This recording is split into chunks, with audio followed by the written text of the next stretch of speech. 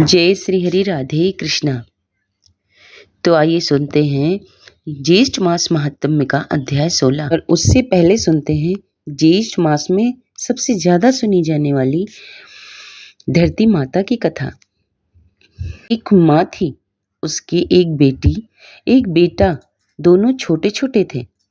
माँ गरीब थी, वह मजदूरी करके अपना गुजारा चलाती थी। धीरे धीरे बच्चे बड़े होने लगे, बेटी शादी की योग्य होने लगी और माँ बूढ़ी हो गई। माँ ने बेटे से कहा, बेटा तेरी बहन बड़ी हो गई है, अतः तुम्हारे जैसा घर वर देखकर उसकी शादी करना। ऐसा कहकर माँ तो कुछ दिनों में मर गई। भाई गांव गांव घूमा, लेकिन बहन के योग्य कोई वर नहीं मिला। वह घूम घूम कर थक गया। बैठे बैठे उसने सोचा कि मैं इससे शादी कर लूं। ऐसा सोचकर वो चुनरी और सामान लाया।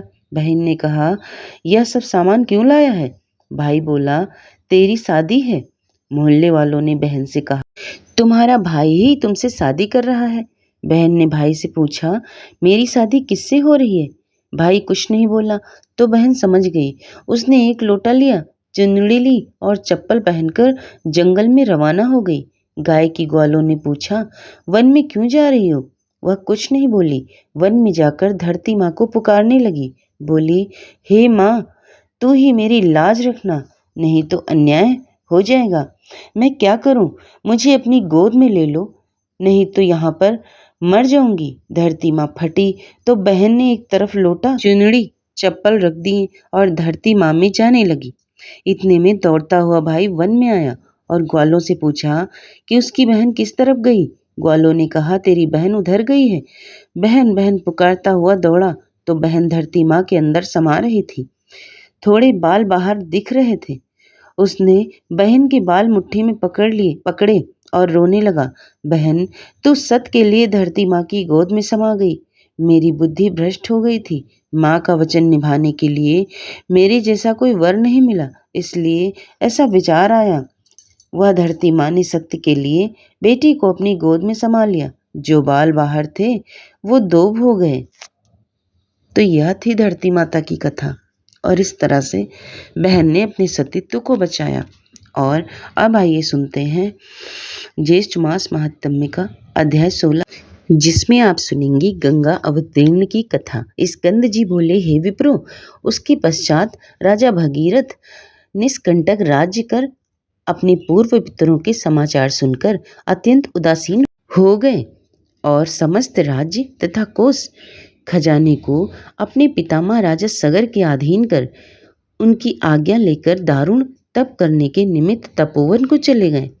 श्री शिव जी को प्रसन्न करने के लिए निराहार रहकर स्थिर चित्त से पंचाक्षरी विद्या ओम नमः शिवाय का जप करने लगे तथा 10 वर्ष पर्यंत दिन रात एक पैर से स्थिर रहकर जल मात्र आहार करके तथा वायु पीकर तप करने लगे। इस प्रकार तप करते हुए जब राजा भगीरथ को बहुत समय बीत गया, तब भक्त वत्सल श्री शिव जी महाराज स्वयं वहां आकर प्रकट हुए। भगीरथ की भक्ति की वशीभूत होकर जब वर देने के लिए श्री शिव जी महाराज स्वयं वहां पर आए, तब राजा भगीरथ ने शिव जी को देखकर और प्रणाम करके उच्च स्वर में मधुर वचन बोले। भगीरथ बोलने लगे कि हे शिव शंभो, आपको नमस्कार है। हे सबको सुख देने वाले हे जगन्नाथ, आपको नमस्कार है। हे विश्व के सृजनहार रजोगुण स्वरूप, आपको नमस्कार है। हे पालनहार,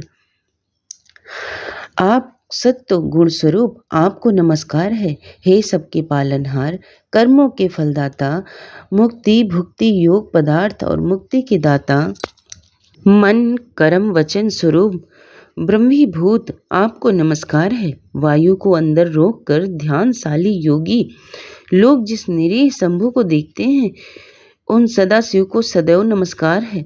स्कंद जी बोले कि हे ब्राह्मणों, इस प्रकार भगीरथ की स्तुति से प्रसन्न होकर शिव जी बोले कि हे राजन, हम तुमसे बहुत प्रसन्न हैं, तुम वर मांगो। ऐसा सुनकर राजा भगीरथ बोले कि हे शिव, यदि आप मुझ पर प्रसन्न हैं तो मुझको आप दृढ़ भक्ति प्रदान करें और पितरों की विशुद्धि के लिए सिद्धता श्री गंगा जी को लाइए। शिव जी कहने लगे कि हे राजन, वह गंगा स्वर्ग में वास करती हैं। गंगा जी को यहाँ लाने की हमें सामर्थ्य नहीं है। त्रैलोक्य से वंदना की जाने वाले श्री विष्णु भगवान की तुम वंदना करो। जिस उपाय से श्री विष्णु भगवान तुम पर प्रसन्न हो वही उपाय करो। वह प्रसन्न होकर स्वयं तुम्हारे पास चले आएंगे। हम उस परम गुप्त व्रत को तुमसे कहेंगे। हे राजन, प्रथम सूर्य ने भगवान विष्णु की स्तुति की और नमस्कार कर उनको प्रसन्न किया। प्रसन्न होकर भगवान विष्णु ने उस योग्य व्रत को करने के लिए उनसे कहा और उसकी विधि आदि भी वो समझाई। उसके पश्चात बहुत दिनों तक भगवान विष्णु ने उस व्रत को गुप्त रखा।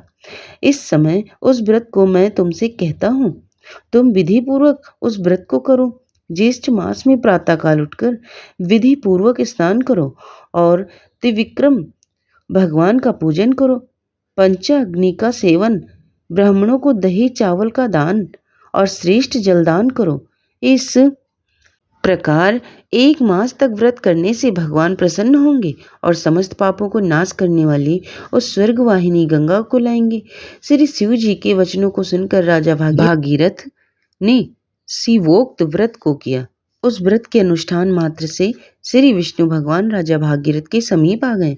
उन भगवान विष्णु की स्तुति तथा नमस्कार कर उनसे परम पावनी गंगा जी के लिए राजा भागीरथ ने याचना की।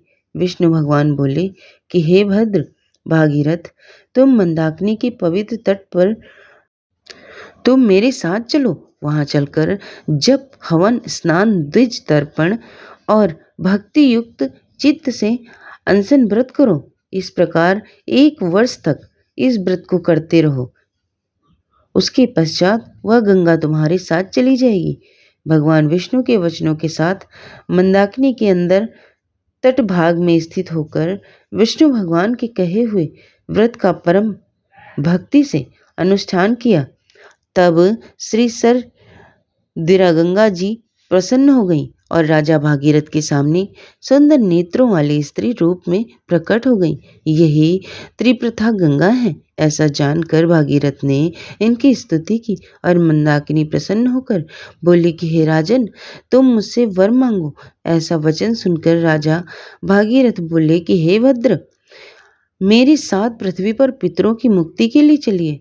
भागीरथ को तथास्तु कहकर वह गंगा उसके साथ पृथ्वी तल को आ गई। एकम के दिन प्रकट होकर दशमी के दिन प्रवाह रूप हो गई और लोगों को पवित्र करने के लिए पृथ्वी पर अवतीर्ण हुई। तत्पश्चात भागीरथ ने श्री गंगा जी के दिव्य जल से अपने पितरों को प्लावित किया और गंगा जल से प्लावित वे सब भस्म राशि सगर के पुत्र दिव्य देहधारी होकर बैकुंठ को गए। यहीं पर ज्येष्ठ मास महात्म्य का अध्याय 16 समाप्त होता है। और अगर आपको पसंद आ जाए तो चैनल को लाइक शेयर सब्सक्राइब कर लेना। धन्यवाद।